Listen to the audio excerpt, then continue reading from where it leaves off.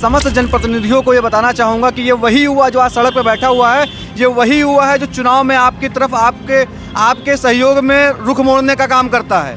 अगर ये युवा आज आपके विरुद्ध है तो भविष्य में आपको चिंता होनी चाहिए कि आपका क्या होगा। 24 की आप बात कर रहे हैं, मैं कह रहा हूँ 10 से 15 दिनों में ये हर गांव में जो छात्र पंचायत लग रही वो अभी से कहना स्टार्ट कर दिए हैं 24 के इलेक्शन में मुझे लगता है जब जनप्रतिनिधि उनके पास जाएंगे तो आम छात्र पूछेंगे सर नमस्ते, आप मेरे पास आए हैं, जब यूनिवर्सिटी यहाँ से जा रही थी तो आप कहाँ थे, प्रश्न पूछा जाएगा। मुझे तो लगता है कि आप जनप्रतिनिधि कहलाने योग्य ही नहीं अगर आप जनता की आवाज़ उठा नहीं पा रहे हैं। मैं तो खुद को छात्र नेता कह ही नहीं सकता अगर मैं छात्रों की आवाज़ उठा नहीं पा रहा हूँ। मैं नहीं पढ़ पाया, हमारे भाई 10 बीघा, हमारे पास 20 बीघा खेत तो है नहीं कि 10 बीघा गन्ना बो दे और चले भैया 5 बीघा गन्ना का दाम लगा दे और पढ़ सके। बाहर पढ़ने में पैसा लगता है। फरवरी माह में जब बजट आया था तो खुशी इस बात की थी कि योगी आदित्यनाथ के इस बजट में 50 करोड़ रुपए आवंटन हुए थे विश्वविद्यालय के लिए।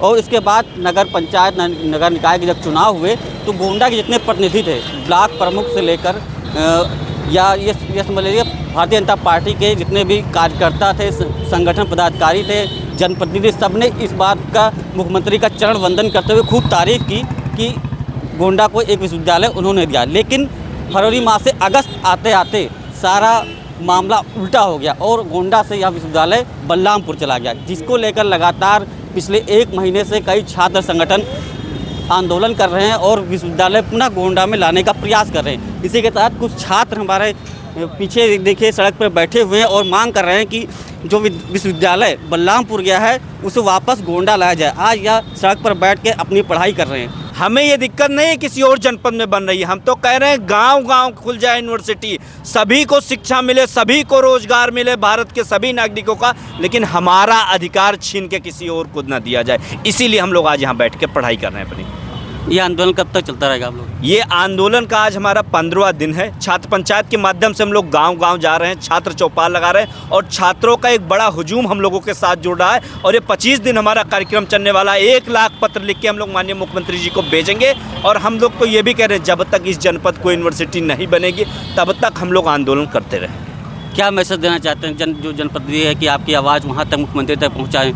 सभी जनप्रतिनिधियों से मैं एक बार, आप लोग बहुत बड़े लोग हैं, हाथ जोड़ से मैं निवेदन करता हूं, मैं लॉ का स्टूडेंट हूं, इसमें सब लोग स्टूडेंट ही हैं। आप लोग मुख्यमंत्री जी तक या जहां तक बात पहुंचाएं, प्लीज़ हमारे यहाँ यूनिवर्सिटी बना दें, क्योंकि हमारे छोटे भाई हैं, गांव के लोग हैं जिनकी आर्थिक स्थिति इतनी ठीक नहीं है, उनके पिताजी मजदूरी करते हैं, क्योंकि यहाँ अगर हम उठा के देखें किसी के पिताजी ठेला चलाते हैं, किसी पिताजी मजदूरी करते हैं, किसी के पिताजी किसान हैं, उनके पास इतने पैसे नहीं है कि अपने लड़कों को बाहर भेज सके। तो आपसे हाथ जोड़ के निवेदन है कि यूनिवर्सिटी किससे भी मिलना पड़े, जिससे भी मिलना पड़े, मिल के हमारे जनपद में यूनिवर्सिटी बनवा दीजिए प्लीज़। अच्छा, नगर पंचायत के जब चुनाव नगर निकाय के तो यहाँ पर जब यूनिवर्सिटी को लेकर भी एक मुद्दा बनाया गया था और खूब धन्यवाद दिया गया था, लेकिन जब चला गया यूनिवर्सिटी यहाँ से तो कोई जनप्रतिनिधि बोल नहीं रहा है, आपके साथ खड़ा हुए दिखाई दे रहा है, क्या कहना चाहिए? देखिए, अगर जनप्रतिनिधि लोग नहीं बोल रहे हैं तो ये प्रश्न आपको उनसे पूछना चाहिए। हम लोग तो जनप्रतिनिधि उसको किस तरह actually we are not representative of any जनप्रतिनिधि, हम किसी की जनप्रतिनिधि रिप्रेजेंटेटिव नहीं है, हम लोग छात्रों के रिप्रेजेंटेटिव एक हिसाब से हैं। तो छात्रों के मुद्दे को लेकर जब कोई विशेष कुछ नहीं कर रहा है तो इसीलिए हम आज सड़क पे आए हुए हैं, अदरवाइज हम अपने क्लासरूम में बैठ के पढ़ रहे होते। कब तक बढ़ेंगे यहाँ पर? जब तक प्रयास चलेगा, जब तक यूनिवर्सिटी नहीं बनेगी। क्या कहना चाहेंगे भाई? जी, शिक्षा हमारा अधिकार है और अपने अधिकारों की लड़ाई के लिए आखिरी सांस तक हमें जो भी लड़ाई करनी पड़े हम उसके लिए तैयार हैं। कमर कस ली गई है, अब जहाँ तक भी हो सकता है आखिरी सांस तक, जब तक शरीर में प्राण है तब तक यूनिवर्सिटी के लिए लड़ाई करते रहेंगे। हमारे साथ कुछ और छात्र हैं यहाँ पर, उनसे बातचीत कर लेते हैं। भैया, आंदोलन कहाँ तक चलेगा? आंदोलन हम लोगों ने 4 सितंबर से शुरुआत किया था। 4 सितंबर से लगातार 1 लाख पत्र लिखवाने की योजना बनाई थी। हम लोगों ने करनालीगंज तहसील कंप्लीट कर लिया है। उसी कार्यक्रम की योजना के स्वरूप में ये भी एक कार्यक्रम था। तो हम लोगों ने ज्ञापन के माध्यम से प्रशासन को चेताया था, प्रशासन के नहीं समझ में आ रहा। आज हम लोग सड़क पर आए हैं, कल सड़क से फिर और उग्र आंदोलन होगा और धीरे धीरे कहीं ना कहीं प्रशासन को, जनप्रतिनिधियों को ये एहसास होगा कि हाँ ये चाहिए। और मुझे तो लगता है कि आप जनप्रतिनिधि कहलाने योग्य ही नहीं अगर आप जनता की आवाज़ उठा नहीं पा रहे हैं। मैं तो खुद को छात्र नेता कह ही नहीं सकता अगर मैं छात्रों की आवाज़ उठा नहीं पा रहा हूँ। बिल्कुल ठीक नहीं है ये। मेरा कहना है कि विश्वविद्यालय गोंडा में ही बनना चाहिए अगर आपको बलरामपुर बनवाना है तो ठीक है, बलरामपुर भी बनवा दीजिए, लेकिन मेरा अधिकार है विश्वविद्यालय देवीपाटन मंडल मुख्यालय इतना जरूरी है विश्वविद्यालय गोंडा की। मुझे लगता है कि जैसे अभी भाई साहब बता रहे थे कि किसी के पिताजी किसान हैं, किसी के पिताजी कुछ हैं, मैं जब आने वाली पीढ़ी हमारी हमसे प्रश्न करेगी कि आप तो उस समय समाज सेवा का कार्य करते थे या आप तो सामान्य छात्र थे, लेकिन समाज में एक बड़ा आंदोलन चल रहा था, आपने अगर उसमें हिस्सा लिया होता तो शायद वो संख्या आज और बढ़ गई होती और विश्वविद्यालय बलरामपुर या कहीं ना बनने के बजाय गोंडा मंडल मुख्यालय पर बना होता। मैं अपनी आने वाली पीढ़ी को क्या जवाब दूंगा? मुझे मुख्यालय पे ही यूनिवर्सिटी अगर बगल के जिले में बनना तो क्या दिक्कत है? देखिए, मैं फिर से कह रहा हूँ, बगल के जनपद से हमें कोई दिक्कत नहीं। अगर सरकार के पास फंड है तो आप गांव-गांव यूनिवर्सिटी खोल दीजिए, हमें दिक्कत नहीं है।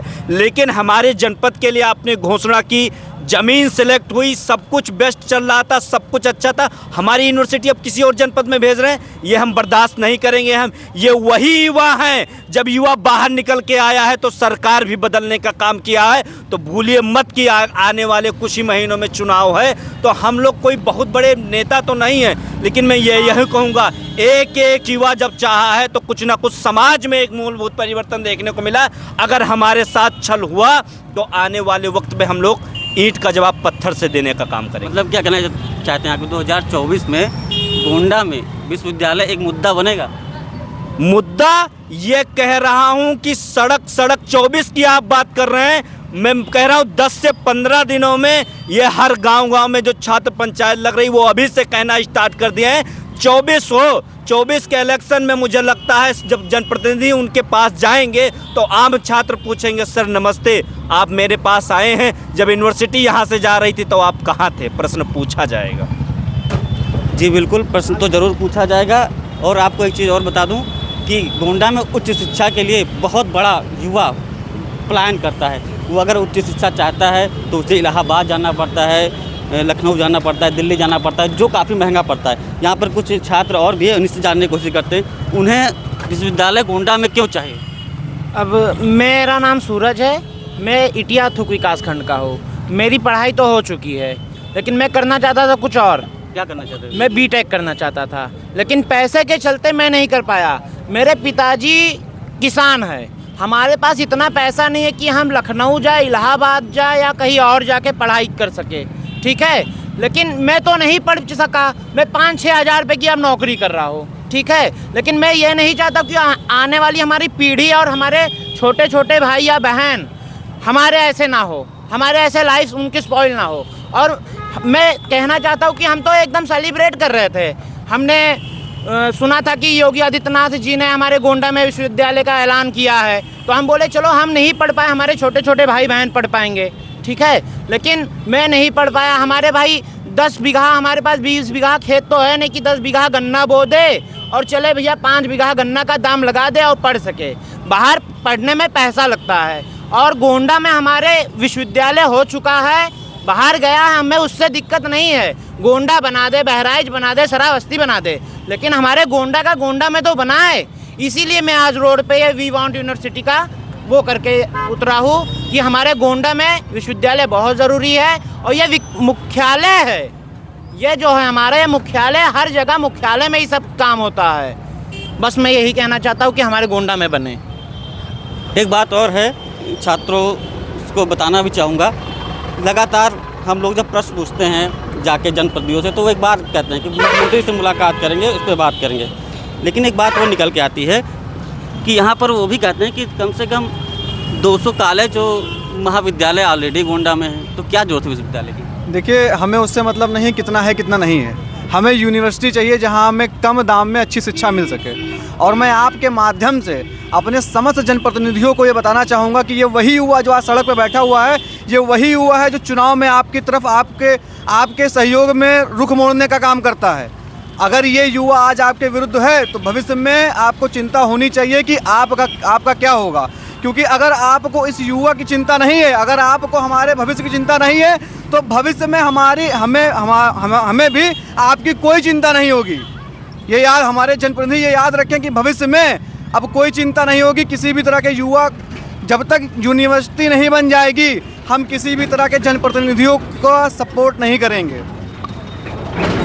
इन छात्रों का साफ कहना है कि उन्हें सिर्फ विश्वविद्यालय गोंडा में चाहिए। अगर ऐसा नहीं होता है तो वो जन अपना आंदोलन लगातार जारी रखेंगे और आगे चलकर जो 2024 में भी इसका मुद्दा पुरजोर से गोंडा में बनाएंगे। साथ ही उन्होंने कहा कि उनका अब इस मामले में जनप्रतिनिधियों का कोई भी सहयोग नहीं चाहिए, अगर चाहिए तो उन्हें सिर्फ विश्वविद्यालय ही चाहिए।